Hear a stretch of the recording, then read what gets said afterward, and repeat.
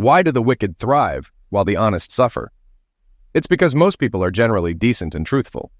We trust others to act the same, leaving us vulnerable to those who deceive without remorse. Gina Giannopoulos, now Gina Giannopoulos McMillan, showed me this hard truth. I'm Alex McMillan, her ex-husband. One day my Lexus had engine trouble. Dominic, who's serviced my cars for a decade, called me in for a talk, leading me to a private office at Marshall Motors. "Alex, the engine's fine, just the belt's loose. But there's a problem with the brake line," Dominic said gravely. "It's been tampered with. There's enough fluid for normal stops, but if you needed to brake hard or go down a steep hill, it could have been disastrous." I was stunned. 6 months ago, Gina and I moved into a sleek new house in the suburbs, nestled in quiet woods, but at the bottom of a steep cul-de-sac. If I had driven home, it could have been fatal. "Dominic, keep quiet about this for now. Have you fixed it?" "Not yet. This is serious. I need to call the police," he replied. "Hold off," I suggested. "Take a photo, document everything, but let's wait. Leave the car in the backyard, and I'll rent one of your old cars for a few days. There are security cameras, right?" Dominic hesitated, then nodded. "Yes, there are. Whoever's behind this will likely try to cover their tracks once they realize I'm alive. I suspect they'll attempt to steal the car from the parking lot soon, so I'm holding off on involving the police until then. Meanwhile, we'll have camera footage to provide them." After leaving the rented blue Corolla in my driveway, I took the day off to contemplate the attempt on my life, likely motivated by money. As president of Apex, a $6.8 billion software company, I suspected it was part of an attack on the company. With Carmelita, our cook and housekeeper, away for the day and the house quiet, I pondered potential culprits and motives. Calling Jeff Denham, head of the security firm Apex employs, I arranged for a discreet audit of our systems and financial records. I provided Jeff with a temporary password for access and instructed my secretary, Meredith, to facilitate their visit. With preparations in motion, I continued my investigation, though I didn't expect to find anything significant on our home computer. Just out of curiosity, I attempted to access Gina's files, including her email, only to find them all password protected. It struck me odd. What could she be hiding, unless it was something innocent like planning a surprise party? I resolved to inquire about it later. Around 4:30, as I sipped tea in the kitchen, Gina entered and was visibly shocked by my presence. Her reaction was unlike anything I'd seen before. Her mouth dropped, she turned pale, and she leaned heavily against the doorframe. "Alex, why are you here?" Gina asked, startled. I gently reminded her that I lived there. She composed herself and joined me at the table, mentioning my early arrival and the absence of my car outside. In an instant, I considered telling her about the brake line, but settled for mentioning an engine issue and leaving the car at Dominic's. I rented one of their cars, explaining the vehicle in the driveway. Initially, I hesitated to tell her the truth, thinking I didn't want to worry her. But upon reflection, I realized it was more than that. Her shock in seeing me puzzled me deeply, lingering in my thoughts. Gina recovered, suggesting dinner plans, and excused herself to shower. As I heard the water running, I decided to tidy up and change before our evening out. As I approached the almost closed bedroom door, I overheard Gina speaking urgently on the phone. Why would she call while showering? Her conversation, though brief, made me pause. She was talking to Jeff Denham, my security-savvy friend, known as Dowdle since 8th grade. Gina had picked up my nickname for him, confirming his identity. After she hung up and headed to the bathroom, I waited, pondering the implications. Was there a connection between Gina, Jeff, and the car incident? Despite the whirlwind of thoughts, it all seemed improbable. Gina and I were married for 8 years. I was 46. She was 37. Having been married once before at 20, with 2 kids living far away, I first encountered Gina during her tour of Apex offices. Intrigued, I orchestrated a lunch date through a mutual friend, which proved successful. Gina exuded effortless beauty, standing nearly 6'5" tall with raven black hair, dark eyes, and a confident demeanor. Despite my age and average looks, I knew my success played a part in her attraction, and I was fine with that. With a solid prenup in place ensuring fairness in case of divorce, I believed our love was genuine and our life together promising.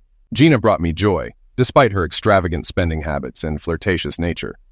Though she was adventurous in bed and in life, recent events had cast doubt on our relationship, especially with my friend Dowdle possibly involved. I discreetly investigated Apex's finances, withholding information about the car break-in from both Gina and Dowdle. That evening, at dinner with Gina, I concealed my anxiety, knowing our night would end love-makingly. The next morning, I woke early and swiftly prepared for a trip to Los Angeles. With a packed bag, flight booked, and limo arranged, I woke Gina to inform her of my sudden departure. "Sorry to wake you, babe," I said, smiling at her as she slowly opened her eyes and returned the smile. "Morning, Alex. What's up?" I explained that I needed to fly to LA for a sudden business meeting, though it was a fabrication, a believable one given my frequent travel.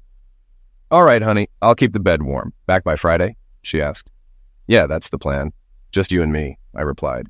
She chuckled and hugged me tightly, reassuring me of her presence. As I rode in the limo, I pondered Gina's possible involvement in the car incident. Her ease with deception made me question whether she was innocent or a skilled liar. I hoped for the former, but feared the latter. During the short flight to Los Angeles, I strategized my plan, prioritizing secrecy due to Jeff Denham's potential involvement. As the top security expert locally, I decided to bring in someone from outside the area. After landing, I bought a prepaid cell phone for anonymity and checked into the Beverly Wilshire Hotel. I then arranged to meet Dan Cameron, my former right-hand man, for lunch near his downtown office. Despite living in LA now, Dan and I maintained our friendship, meeting a few times a year.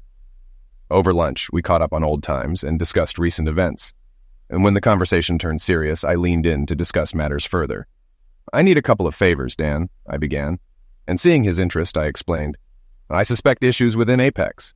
Do you trust any security firms?" "Certainly, Vertex Securities. Alan Newman leads it," Dan replied. "But what about Jeff Denham?" he added. "I need an outside perspective," I explained. "First, call Newman, but don't mention my name."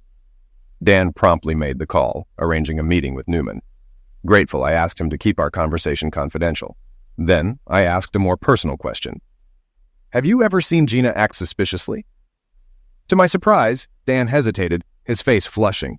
Eventually, he confessed, recounting Gina's flirtations with him before he moved away. He was reluctant to disclose, fearing disbelief or anger from me. Dan sat down briefly, wearing a troubled expression.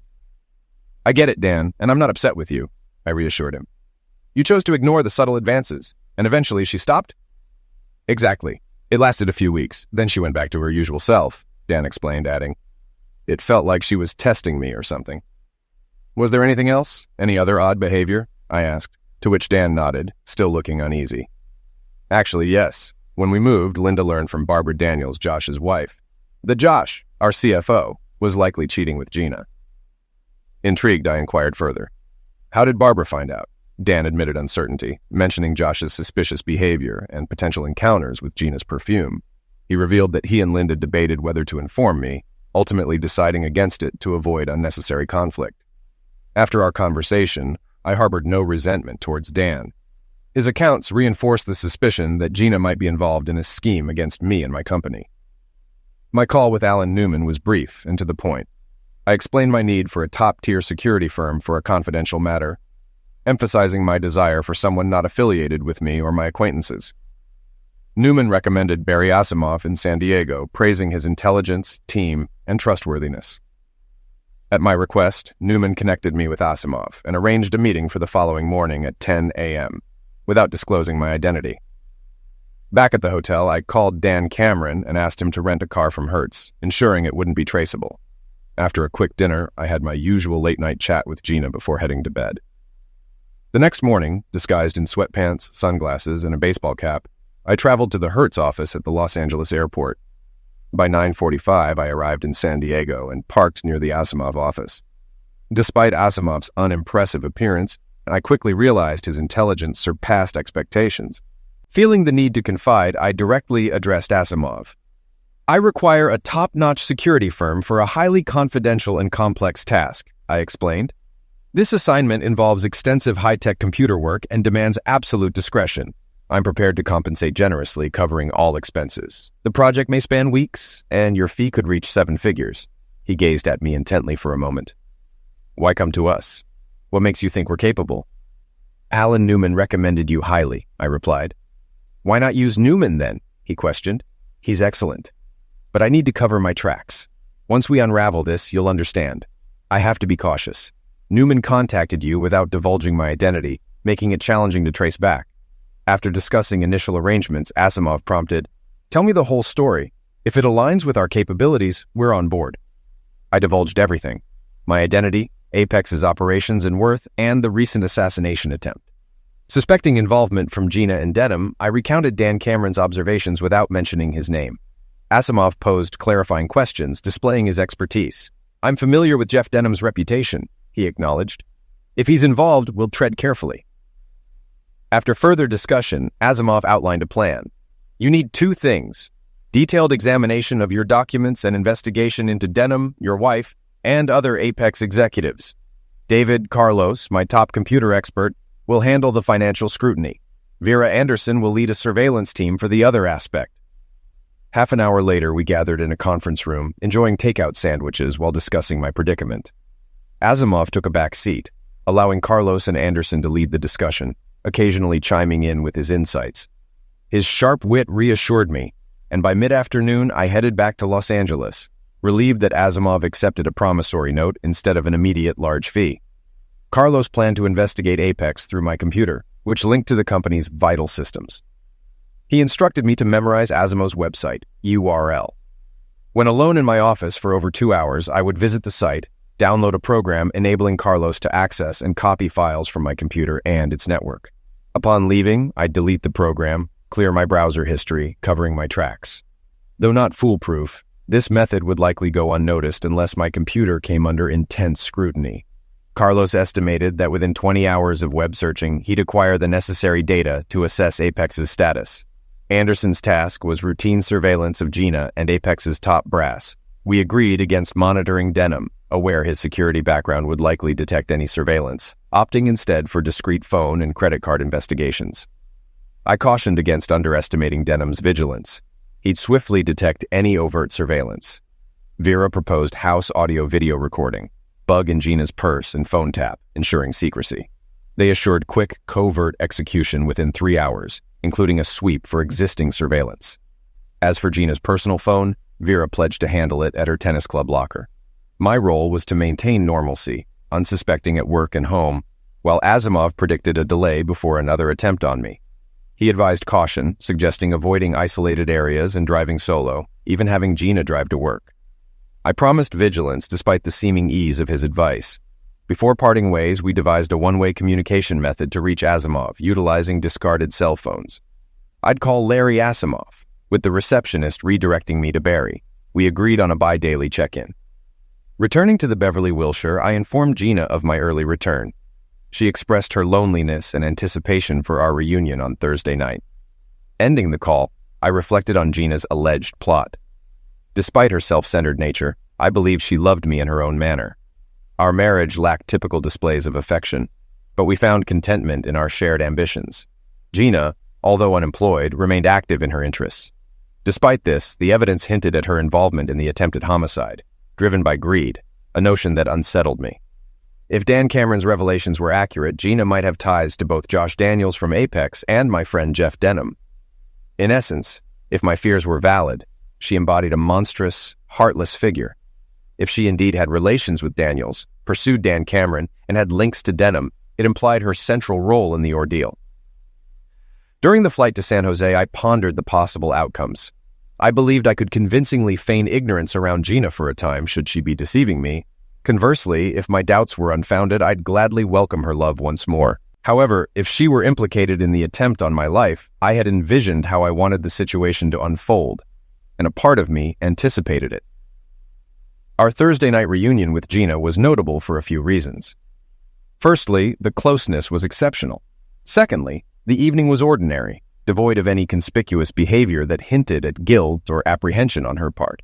She conversed as usual, discussing her tennis match and shopping ventures, showing no indication of my suspicions. Upon my arrival at the office on Friday, Jeff Denham had already phoned to announce his imminent visit. His eagerness was unsurprising. Likely he aimed to discuss the audit I'd requested and probe into my motivations. As he entered with a grin, extending a handshake, I pondered how he'd learned of my trip to LA. Perhaps Gina had mentioned it, though I refrained from raising suspicions by inquiring. Instead, I greeted him warmly, mentioning my time in LA and the uncertain outcome of a lead from Dan Cameron. Denham settled in across from me, reporting the audit's findings as routine, with minor accounting errors. He probed into my reason for the audit, his tone attempting nonchalance. Thankfully, I had anticipated the situation and had a prepared excuse. I initially dismissed it as nothing, but on Monday, Bert Williamson from 2K2 reached out. Apparently, one of their vice presidents heard vague rumors at a New York meeting about an attack on a Silicon Valley software firm involving fake subsidiaries funneling money. It sounded dubious, but since it had been a while since I requested an account check, I figured it was worth investigating. Apologies for the inconvenience, but it's better to stay informed. He seemed to relax, responding, "No problem, buddy. That's what we're here for." After his departure, I swiftly initiated Carlos's software to scrutinize Apex's finances and communications. Wanting to afford them ample time, I opted to dine at my desk, with Meredith kindly fetching lunch along with the day's newspaper, which I hadn't had a chance to read. Midway through my meal, an article on the Metro page caught my eye. Auto shop fire destroys 12 cars. Reading it closely, I learned that a blaze had erupted at Marshall Motors, consuming 12 vehicles and damaging several others. While not entirely unexpected given the circumstances, it still rattled me. I immediately phoned Dominic, wary of potential eavesdropping, and inquired about the incident. He assured me that everything was fine, but unfortunately confirmed my suspicions about my Lexus, which had been completely destroyed in the fire. "It's all right, Dominic. That's what insurance is there for. Can I swing by after work today, say around 6 p.m.?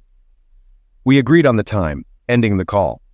While I doubted the security tapes at Marshall Motors had captured anything suspicious, I intended to have Asimov's team review them just to be thorough. Thankfully, Dominic had documented the brake line issue and snapped some photos. Whoever orchestrated the arson was skilled. Walking me through the scene as the authorities gathered evidence, Dominic noted, "They suspect foul play, but doubt they can prove it. Seems like that old Ford truck next to your Lexus had a gas leak, igniting a chain reaction. The blast engulfed the other cars." Gesturing toward the wreckage, he added, "There were surveillance cameras nearby, and I've copied the footage for you. It's in my office, tucked away with the coffee filters. Thank you, Dom. Now, I need another favor, a significant one." I requested that Dominic hold off until Monday before sending the surveillance footage and his initial report, including photos, to Barry Asimov's office. I repeated the address several times to ensure he remembered. I also left my rental car with Dominic, opting for cabs for the next few days. Picking them up from different locations on a whim reduces the likelihood of falling into a trap.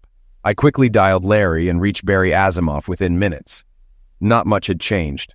Carlos had extracted data from my computer, but the process wasn't complete yet. I assured Barry I'd try to make it to the office. During the weekend, Vera Anderson's team swept my house for bugs, finding none and installed their own. They also cracked Gina's computer password and copied her files, planning to examine them later. I briefed Barry on the car fire incident, promising to provide documents and reports soon. We scheduled another call for early the following week. The weekend passed uneventfully. Gina and I stuck to our usual routine, sleeping in on Saturday, followed by breakfast cooked by Gina. We spent the day at the clubhouse with me playing golf and Gina relaxing by the pool with her friends. Dinner was at the club with friends, followed by more lovemaking moments at home. Sunday saw us pursuing our individual activities. I informed Gina that I had to spend part of the day at the office, a common occurrence. I requested a ride and headed to the club for tennis. Using my discarded cell phone, I alerted Barry, who assured me Vera would meet her operative in the locker room.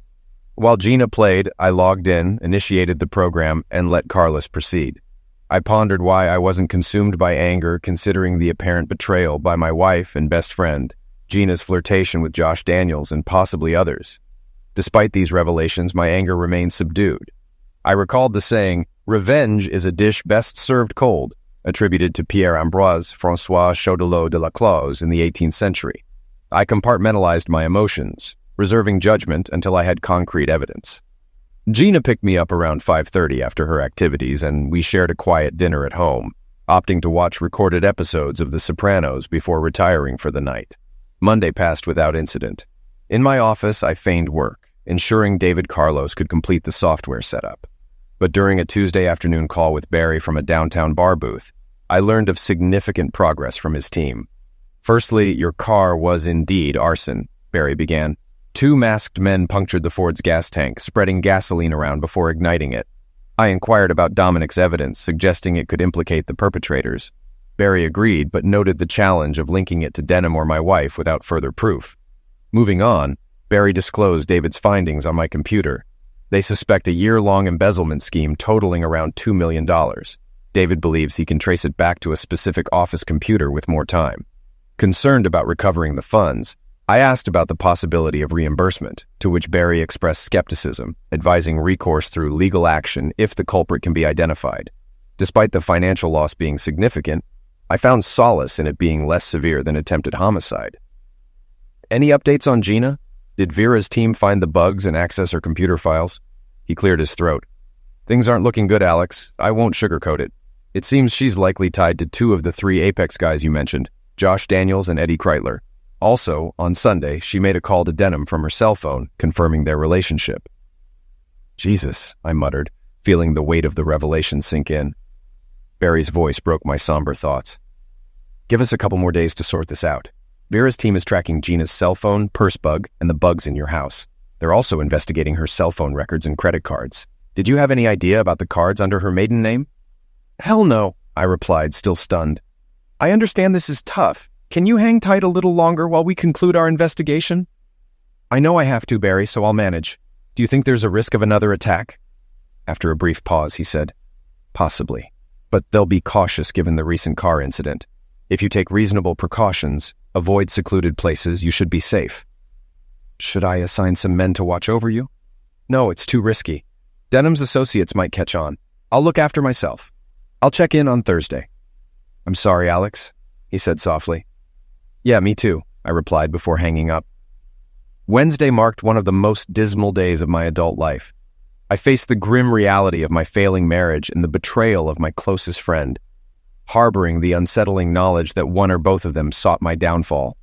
Stuck in the office, I feigned productivity, engaging in sporadic conversations with Meredith, while my mind churned with thoughts of vengeance. Though the specifics hinged on Barry's findings, the broad strokes of my retaliatory plan were already etched in my mind, fueling a growing sense of indignation and anticipation.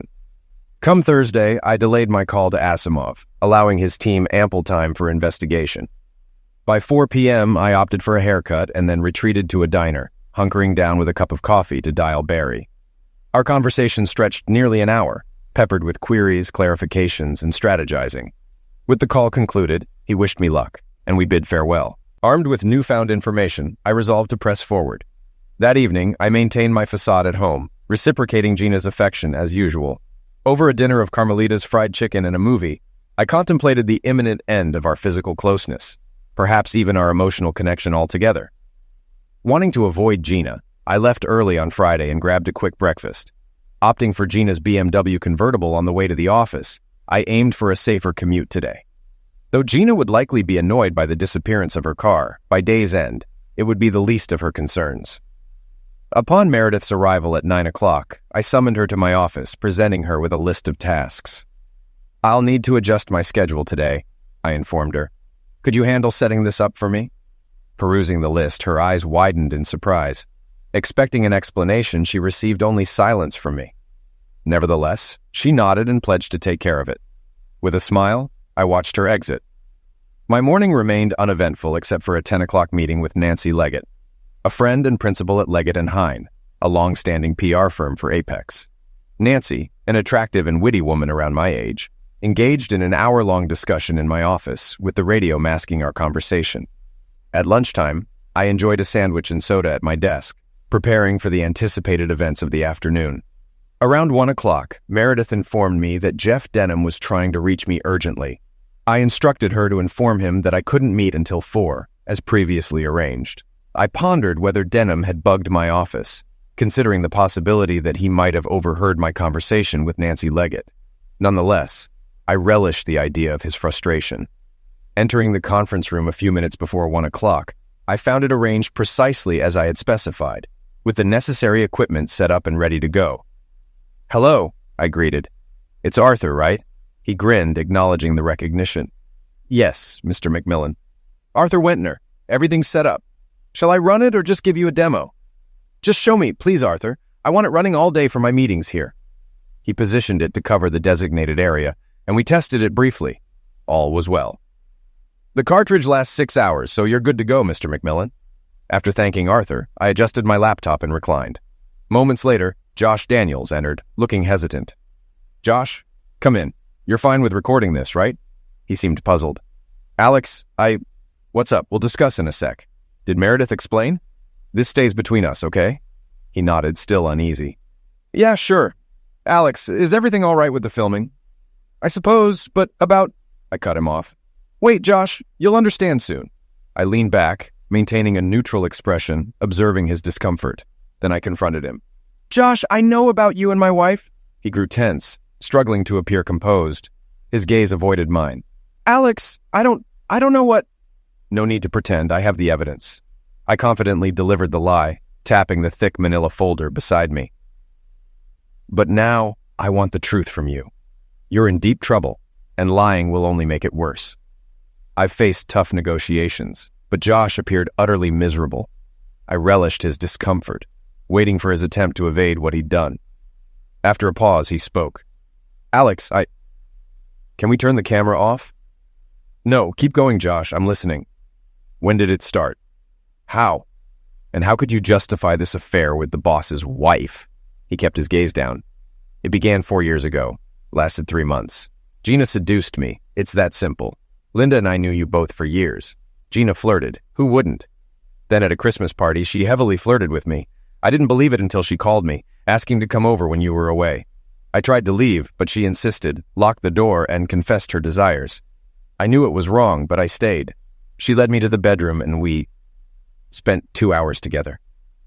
Josh slumped in defeat, his head resting on his hands as he gazed at the floor. "How long did it last, and how did it end?" "That's how it went. Then one day she abruptly ended it, not even being particularly kind. I think it was because I refused to comply with her wishes." "What did she want?" I inquired, breaking my silence since the confession began. He met my gaze. "She wanted me to set up fake accounts to drain money from Apex. It was all about the money, Alex, nothing else. She believed you had millions, and she wanted a big share for herself. She'd ask me questions in bed about our accounting systems, if creating fake accounts was possible, the risks involved, and so on. At first, I thought she was joking, but she kept bringing it up. In the end, I told her I wouldn't do it." He sat up straight. "I won't lie anymore, Alex. I didn't refuse out of morals or loyalty to you or Apex. By then, I was willing to do anything just to be with Gina. But I couldn't see a way to do what she wanted without risking getting caught. And I wasn't willing to go to jail, not even for her. When Gina realized I wouldn't comply, she ended things. Fortunately, it happened before Linda could find proof of the affair. I repeatedly denied it, fabricating stories and swearing it was just work-related projects. Although Linda probably didn't fully believe me, she eventually dropped it. I made every effort to make it up to her, and thankfully we're still together." We sat silently for a few minutes. Much of what Josh disclosed was new to me. Barry's team had uncovered evidence of the affair, numerous phone calls and some suggestive emails. But Josh's revelation that Gina initiated it and her desire to embezzle from the company were surprises. I rose and dismissed Josh, instructing him to leave for the weekend and keep our discussion confidential. He responded with resignation and fear, agreeing to reconvene on Monday and return home to his family in the meantime. I spoke with Eddie Kreitler around 1:30 p.m. Eddie advanced within Apex, holding positions in global sales and marketing before becoming my second-in-command in operations. He confirmed Gina approached him several months post her split with Josh, a period exceeding 6 months. Being single, they didn't feel the need for extreme caution. Eddie revealed Gina broached the idea of embezzling from the company gradually, initially as a joke. Over time, it evolved into a serious proposition. He explored various options, but found none feasible, citing the company's stringent financial controls. When he confessed his reluctance to Gina, their association ended. When I confronted Bernard Eisenhart, Apex's treasurer, about his involvement with my wife, his reaction was one of surprise rather than distress. He insisted I should discuss it with Gina, not him. Despite presenting him with pictures, he remained firm in his denial. Barry confirmed there was no evidence linking him to Gina except for one phone call. Bernie recounted how Gina lured him to a supposed surprise party where she made advances. However, he resisted due to my marital status and left promptly afterward. He opted not to disclose this incident to me earlier, fearing I would blame him.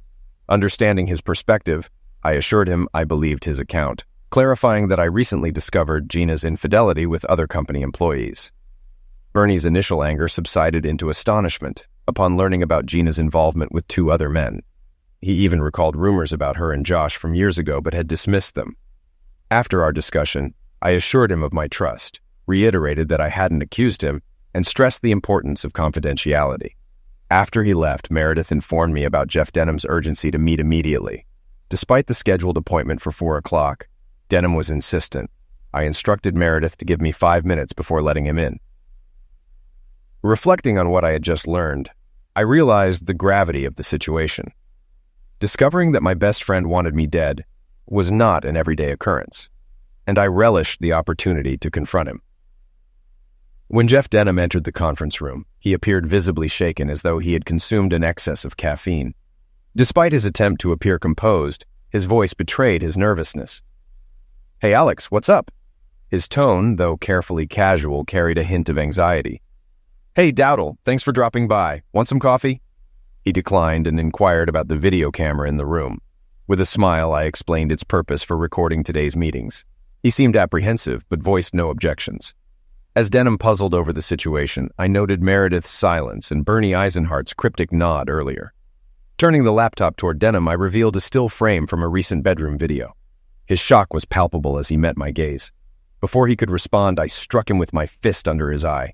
He recoiled, crashing to the floor as the chair slid backward. Standing over him, I removed my glove, feeling the pain but relieved it wasn't more severe. With a grim smile, I waited for Denham to regain his composure. It took him a while to regain consciousness, and when he did, he looked around warily, then moved away from me, his expression a mix of confusion and caution. "Think you can handle more?" I quipped, my tone casual. "No need, Alex," he muttered, eyeing the door as if considering escape. "Forget it, Dowdall. Guards are outside. You're staying put," I assured him. As we sat in tense silence, he seemed to mull over his predicament, likely hoping I was unaware of the full extent of his actions. "Get back to the table," I commanded. "What's coming next will hurt a lot worse." He complied, keeping his gaze fixed on me. "You're a disgrace," I berated him. "Entertaining my wife, stealing from me, and plotting my homicide." His reaction was one of shock and alarm. "Gina confessed it all," I lied confidently. "You thought eliminating me would complete the betrayal, didn't you?" "Alex, it's not true," he pleaded desperately. "I admit to the affair with Gina, no denying that now. But the idea to steal and eliminate was all hers. I tried to talk her out of it, but eventually went along. She initiated everything." He confessed after some silence, detailing how Gina persuaded him into the affair, and then suggested stealing money from me. Unlike others involved, Denham complied, embezzling $1.8 million over 7 months. But Gina wanted more, claiming my wealth justified it. Denham spoke openly now, expressing remorse for his actions. She wanted more, said $1 million or $2 million wasn't enough, it wasn't fair. I closed the account and covered my tracks. A month later, she talked about eliminating you, wanting us to be together and enjoy your money. She persisted every time we met, painting a vivid picture of our future once you were gone. "And you believed her?" He sighed heavily. "I was a fool, Alex. I convinced myself she loved me. I held on, but she started hinting that if I didn't comply, we might not be together. After weeks of this, I felt trapped. Gina is a cold-blooded monster. Once she got the idea, she wouldn't let go. So, I found someone to tamper with the brake line. He assured me it could be done without suspicion. He looked at me, worn out. I know you'll never forgive me. How could you? But I can't believe I did it. It's like I was someone else, like Gina had control over me. I followed her instructions like a puppet." I didn't need to ask if he'd try again. The answer was clear from the video Asimov had sent me. His voice strained. He admitted she wanted to. I persuaded him to wait, but she persisted. He broke down, confessing everything, including the offshore accounts where he stashed the money, except for the $60,000 Gina had already spent. Around 4:30, I handed him over to the guards. Then I returned to the conference room, awaiting Gina's arrival at 5 o'clock. Each revelation sank in deeper. My wife wasn't just betraying me and stealing, she aimed to ruin me. How could I have been so blind to her true nature after 8 years together? Gina sauntered into the conference room, fashionably late as usual, appearing glamorous, yet slightly irked. "Sweetheart, what's with all this? Meredith practically ordered me here, but she hasn't spilled a thing. Is there some company drama? And why did you leave me stranded without a car this morning?" Observing her closely, I detected her faux annoyance masking genuine concern. Likely she and Denham had been frantically communicating today, trying to decipher the situation. "Darling, please sit down. This isn't easy for me." I feigned emotional struggle, silently relishing every moment. After a pregnant pause, during which Gina's knee trembled nervously, I addressed her. "Gina, I know about your infidelity. How could you betray me like this? I believed you loved me." She tried to compose herself, but her eyes widened and she tensed. Swiftly, a mix of sadness and empathy flashed across her face. Impressive, but expected. "Sweetie, I'm so sorry. I never meant to hurt you. It's just... You were often away and I..." She broke off, tears welling up. Convincing. I might have softened if I weren't privy to the truth. Still crying, she reached for my hand. "Alex, Can you forgive me? I can't bear to lose you." "I don't know, Gina. I just don't know." Then, after a pause, "Tell me everything. When it started, how it unfolded, and why. Above all, why did you do it?" "Oh, darling, please, let's not delve into it. We can overcome this, I promise. I'll make it right." "No, Gina," I replied, feigning a strained voice. "If we're to move forward, you must be honest with me now. When did it begin? How long did it continue?" I had her dangling by a thread, relishing the control. She was unsure which lover I knew about. By framing her affair in the past tense, I left her guessing, potentially confessing to a tryst I might not even know about. Reluctantly, she started, "As I said, Alex, it was... You were often away and I felt neglected. I know it's unfair. You've worked tirelessly, built a successful company for us both, but I succumbed to his advances, I suppose. And then he..." I chuckled inwardly. "A valiant effort, Gina, but you're not off the hook yet." "When was this, Gina? I need specifics." Abruptly, she rose, attempting to embrace me with tear-filled eyes. "Alex, I'm so sorry." Holding her at arm's length, I pressed, "When was it?" I watched her mental calculations flicker in her eyes. She sighed, settling into the chair beside me. "A little over 4 years ago, it was Josh Daniels," she admitted. I smirked to myself. "Nice try, Gina. Too bad you don't know there's no right choice." Irritation peeked through her facade of sadness as she realized she had no alternative. It had lasted for months. "I don't know why, Alex. I lost control. Eventually, I ended it with Josh. It was tearing me apart. I sobbed throughout, and Josh..." I cut her off with a shout. "You were unfaithful with Josh, too." The panic in her widened eyes was palpable as she pleaded, "I don't understand, baby." "Eddie Kreitler wasn't the only one," I accused. "You slept with 2 of my employees. What were you thinking?" She tried to interject, but my agitation wouldn't allow it. "How do we fix this? How can I trust you again? Everyone at Apex must be laughing behind my back. The boss's wife takes care of the employees. Who else have you been involved with? The janitor?" "No, baby, just 2, she swore. "How can I believe that?" I demanded. "You've been involved with everyone I know. Dan Cameron, Archie, Peter, Dowdle. How can I trust you?" Seeing her chance, she rose and took my hands. "Alex, it was only those 2, years ago. I've been faithful since and will be forever." Silence filled the room. I stared at her, masking the anger with sadness. "Okay, Gina," I said slowly. "So you cheated, but then decided to be faithful again, right?" Her eyes held a glimmer of hope. "Yes, baby," she said softly. "Well, there's one more thing," I said, pushing the laptop toward her. "Can you tell me what?" With a keystroke, the video played. Jeff's head between Gina's thighs, her pleasure-filled cries filled the room. "Oh yes, Dowdle, do it," she moaned. Gina surprised me. She didn't recoil from the laptop like it was a snake. No attempt to flee, no shriek, just a quick, "Oh!" choked out almost immediately. Then, after a pause, she shut the laptop and turned to me. Her face transformed from shock to anger, eyes gleaming and mouth twisted into a strained grin. "Okay, Alex, you caught me. Congratulations. What do you want me to admit?" "Yes, I had fun with Dowdle, and he was better than you could ever be." "Really, Gina? Is that why you tried to ruin me?" My question rattled her. She froze, staring at me before managing a weak, "What?" "I have no clue what you're talking about." "Is that so?" I murmured. I opened the laptop, tapped a few keys, and showed her the screen. Our kitchen appeared, with Gina and Denham in bathrobes at the table. Gina spoke. "I don't care, Dowdle. If the car didn't crash, we'll try again. We need to destroy it differently. Can't we poison it?" I silenced the computer and grinned at Gina. "I wish I had that video, darling. It'll be tough for you to deny in court." I stared into her cold eyes, seeing her frantic attempts to escape. She abandoned any pretense of remorse or affection.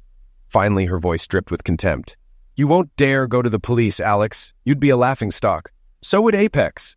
The head of a billion-dollar company, his wife entertaining the employees. You'd be a worldwide joke. Gina sat there, smug and contemptuous. I dialed Meredith and requested Nancy Leggett. When she entered, she regarded my wife with disdain. Nancy, my dear wife, believes it would be detrimental to arrest her for grand larceny and attempted homicide. Care to share what you told me this morning? Nancy grinned widely. Absolutely, Alex. This saga of Gina and Denham's wicked scheme will dominate the headlines. It has all the elements. Money, infidelity, attempted homicide, a stunning woman, betrayal. It'll surpass Paris Hilton, Anna Nicole Smith. Gina will be the scandal of the month, and Apex will gain unprecedented publicity, worth more than $500 million in ads. You'll be on Larry King, Today Show, everywhere. A virtuous businessman deceived by a conniving woman and her puppet. After the trial, Apex will shine in Businessweek Wall Street Journal. You'll earn Entrepreneur of the Year. The company could gain $100 million in business. You'll receive thousands of letters from women vying to be the next Mrs. McMillan. It's a boon for Apex, for you. Gina might not find it amusing now, but you're about to enrich a wealthy man even more as his PR representative. I couldn't concoct anything better. With a wink, Nancy exited. Gina relaxed in her chair, her smile deep and sardonic. Maybe for the first time in all the years I'd known her, she seemed completely beaten. I dialed Meredith's number. Meredith, you need to call the cops. The following 14 months might have somewhat balanced out what had happened earlier, or maybe not. It's tough to gauge, but they certainly had their share of drama. The police slapped Gina and Denham with charges including attempted homicide, conspiracy to commit homicide, fraud, conspiracy to commit fraud, grand larceny, and a handful of other offenses. Apex's legal team promptly launched a civil case to reclaim the embezzled funds, which we knew the location of thanks to Denham's confession. And naturally, I promptly initiated divorce proceedings on grounds of infidelity. Thankfully, due to the legal actions, all of Denham's and Gina's accounts linked to mine were frozen by the time they were out on bail. They couldn't afford high-priced attorneys and had to settle for public defenders for a while. Not a pleasant experience. I ousted Gina from the house and easily obtained a restraining order from the court. The video of her and Denham discussing a second attempt on my life was quite convincing. She persuaded Susan, one of her tennis pals, to put her up in Susan's guest house temporarily. Gina made no effort to reach out to me, not that I anticipated or desired it. She must have realized there was nothing she could say to alter the situation. The Monday following Gina's moment of truth, I summoned Josh and Eddie and let them go. Neither seemed particularly shocked. Eddie just requested that if a potential employer contacted me for a reference, I'd vouch for his solid work at Apex. I readily agreed. Josh attempted to strike a bargain. Help me land a decent job and I'll testify against Gina in her trial, he proposed. I chuckled and showed him the door. I reminded him that I already had his admission of infidelity and her attempt to coerce him into theft on tape. If he refused to testify, the prosecutors would simply subpoena him. I've appointed Bernie Eisenhardt as Josh's CFO, confident he'll excel. I've tasked him with interviewing candidates for his own replacement as treasurer and for Eddie's role. About 7 months later, Gina and Denham's trial commenced, and it was quite the spectacle. Spanning nearly 3 weeks, I attended court sessions intermittently, not feeling compelled to be there every day. Predictably, they couldn't refute their actions, each defense attorney striving to paint the other as the primary culprit. Gina's allure and courtroom demeanor worked wonders on the male jurors. However, the damning video clearly depicted her urging Dowdle to orchestrate another attempt on my life. Not even Gina could overcome that evidence. They were both convicted on roughly 8 charges, including the primary ones. Throughout the trial, the media attention enabled Gina to secure multiple contracts for magazine and TV interviews, affording her the means to hire a high-priced lawyer. The new legal team has filed appeals, successfully stalling the sentencing process thus far. However, Gina and Dowdle are looking at 10 to 15 years behind bars. All the embezzled funds, except for $72,000, were returned to Apex. Given Denham's defunct security firm, I needed someone to fill that role for Apex.